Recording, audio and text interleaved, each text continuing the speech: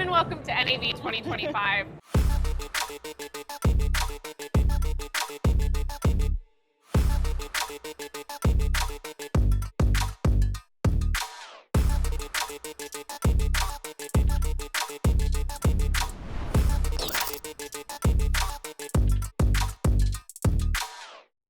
Hi everybody, welcome back to the League of Filmmakers booth and the League of Filmmakers show at NAB 2025. We're so excited to have this beautiful booth. I'm your host, Haley Royal from Cinematography for Actors, and I've got a really great surprise for you. Let's play the clip. I want to watch that stuff. I want to watch it again. Yeah. What you just saw was a sizzle reel of some very masterful projects completed and created by ButcherBird Studios, who we're very lucky to have here with us today. Hi guys, Steven, Lillian.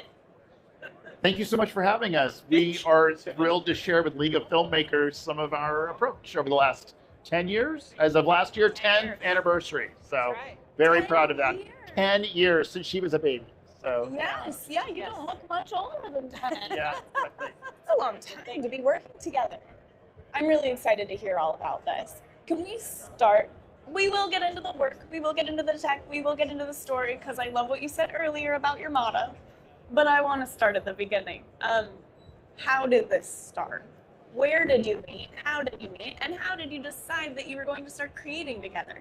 We'll come back to this, I think, as a theme, but it was always about getting opportunities to tell stories. And the group of storytellers who got together to start the company was always focused on finding the latest gear to make our storytelling opportunities look bigger than maybe the budget offered. And very much the DNA of where we are right now with NAB, where it's lots of people saying, oh, you want to look like a big feature film or a big television show, here are the tools that are going to get you there, but maybe not on those huge budgets. Yeah. So then, the tools that are going to get you there, not on these huge budgets. So were you working with really small budgets to begin with? Absolutely. You had a lot of experience on stretching budget dollars to start. We've done everything from the smallest budgets you can imagine to things in the, 6-figure, 7-figure range. And it just depends on the project and the client. And so what we pride ourselves on is flexibility and finding the best solutions for the project. And sometimes the best solution is the simpler one, the cheaper one. Sometimes it's going full broadcast production scale, the best cameras out there, the most beautiful lenses. It's really about knowing what your client wants, what the story wants, what the creative wants, and figuring out the most effective and efficient way to realize that. So even though we have this kind of scrappy mentality, we've all got a high-end production background. And so it's a combination of understanding these very professional workflows with the flexibility that a lot of new media and kind of emerging spaces have. So, and that's what makes it fun, is that every day is a new challenge, a new problem to solve, and we love solving problems. So I will tell you a secret though, even as we've gone up and up and up on budgets, nobody at any level ever believes they have enough budget for the project. So rest assured, all of that scrappy problem solving is always essential. You never have enough money, you never have enough time. There's always crazy notes coming from somewhere. And that's just part of the fun of it, is figuring out how to flex in the moment and solve those challenges. So did you meet on a job? Is that how you found each other? We actually are part of a larger core team, and we all came together through projects where Lillian and I were at a company previously where we knew each other, but there were other members of that company where we were doing filmmaking projects outside. And when you keep working with the same people and you're in different places, after a certain point you say, well, why don't we just all come together and maybe pool resources and maybe find the opportunities that fit us? And there is a point where you will ask in your career, do I want to work for somebody else, or do I want to pull together all of my favorite people in one place and make that the thing? Right. And each has its own benefits and challenges. I feel like Steven's jumping over an important part of that initial company, though, which is that it was a comic book company. So I got my start in Los Angeles as a comic book editor, not in media production at all. But I loved creating stories. I loved working with talented artists and writers, and that kind of gave me an intro into creative development. And then segued from that, I eventually decided that I love comics, but I actually don't care what medium I work in. I just like working with creative people and doing interesting storytelling. And that's been a real part of the ButcherBird DNA is we're pretty platform agnostic. So whether it's, YouTube, conventional cinema, TikTok, Twitch, all these different platforms we've had opportunities to work on, because good storytelling and good creative is great no matter what it's on. And each platform has its own opportunities and it has its own quirks to it that how the audience engages in it, what they want to see, what they want to experience is a little bit different in each of those. And so it gives you an opportunity to play with different modalities and different kinds of storytelling, different sorts of ways of engaging them, that I think is really exciting. Lillian, do you feel like your time working in comics gave you skills or even gave you artistic styles that you bring with you to your work at ButcherBird?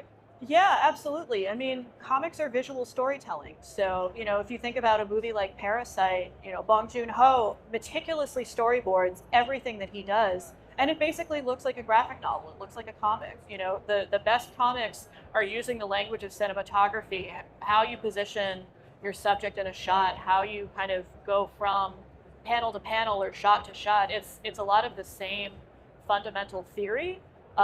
It's just a different medium. If you're in LA or you're looking for an excuse to go to LA, the Academy Museum of Motion Picture Arts and Sciences is actually doing a Bong Joon-ho exhibit right now. Oh, and they have thousands of his storyboards up, and you can really appreciate this incredible prep and how each board framed with really a comic book way, a graphic novel way of thinking, pays off in this meticulous, beautiful cinema. Yeah. The thing I'll say about the people that we brought together is a variety of storytelling perspectives is incredibly rich when you're working with clients, because then they're able to draw on that wide perspective to get something maybe a little different than what they were first thinking about when they came in. Yeah. Do the two of you also storyboard pretty meticulously? We actually work with storyboard artists. We work with people who do previs. We will also do our own work, though. I've actually seen Lillian storyboards as well. I do very bad thumbnail, rough, ugly, but it gets the point across. The goal of any sort of, medium is to communicate an idea. And as long as that idea is getting across and you can understand, you can see that the person on the other side of that is picking up what you're putting down. It might not be the prettiest thing in the world, but it gets the job done. We were at a meeting where, as part of the warm-up, one of the people in the meeting described a tennis racket.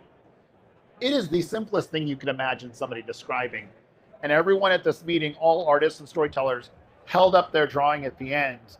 And only one even looked vaguely like a tennis racket. And it's this really good reminder that, especially as you have creative people, a lot of these fundamentals end up being critical to literally get everyone on the same page. Yeah. And I think this is very thematic here of the core skills are actually all about communicating a vision. Mm-hmm. And we have a lot of technology to make that easier and faster, but sometimes it's, no, this person is here, this person is here, here's the foreground object, and we're going to move across this way. Here's the napkin if you want the reference. I'm always delighted at how those fundamentals still matter. And just the simple art of a single photo, of being able to point out visually where everybody is and where they need to be, is still critical in everything we do. Yeah, that kind of communication is so key, and it's so important to have a team of people who you like working with who can communicate with you on that kind of stuff. Yeah, has there ever been a time in your work together when the constraint, the budget constraint, the tech constraint, the personnel, what have you, has actually lended itself to create something more exciting than you originally thought? Oh, that is the perfect question. Yes. The beautiful role of constraints and limits on increasing Yeah. creativity. Yes. And that gets lost a lot in the conversation about what can you do with limits. Yeah. What if George Lucas had limited himself in the new Star Wars trilogy to the budget from the first trilogy that he shot? Right. You know, the world can only imagine what happens when you have to focus on story and intimate moments. Quick response for Orbital Redux. It was the drama and the human story between the two astronauts, as opposed to all of the places they could go in space. Right. That's one quick answer. Do you have an answer from something you've done recently? I'm trying to think if there's. I think it's also sort of recognizing what your audience is going to get excited about and what's going to be most relevant to them. So we did a stream for TikTok from the Oscars red carpet in 2024, so a little over a year ago. And the challenge was, we're on the red carpet along with everybody else. How do you make this feel like TikTok and not just another red carpet stream? Right. And so we were trying to figure out what layers of interactivity are going to be relevant and are going to be exciting to the TikTok audience. Obviously, we've got a couple of influencers who are familiar to them who are going to bring a certain vibe to it.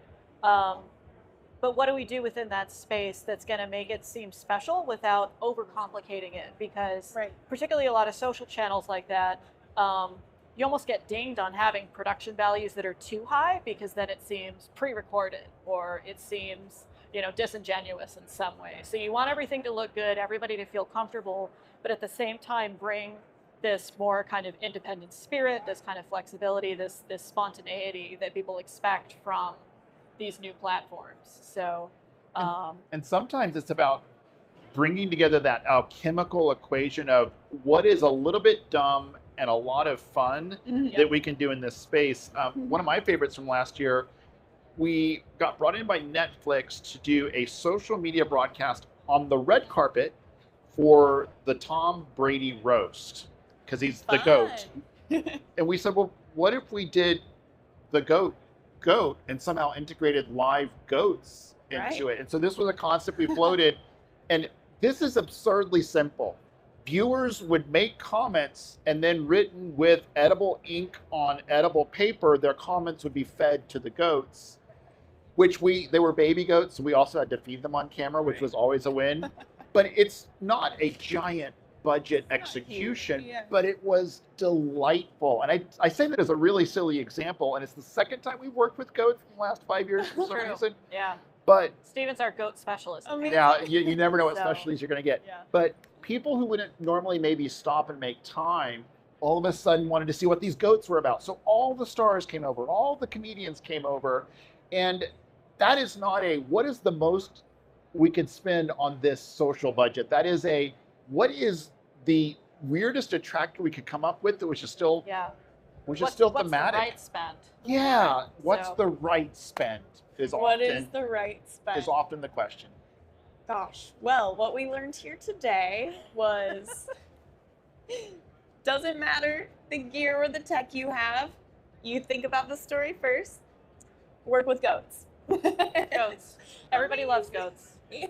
So thank you so much. Thank you. Great questions. For my very last question, just to wrap it up, how can people find you to look at some of your stuff and to contract you if they want? Absolutely. Yeah. ButcherBird Studios is going to bring you to us. We are butcherbird.com, and that's ButcherBird.com. And then you'll get linked out to all the crazy things that we do. Thank you so much, Stephen and Lillian. Thank it was you. a pleasure. Thank you. Bye, guys.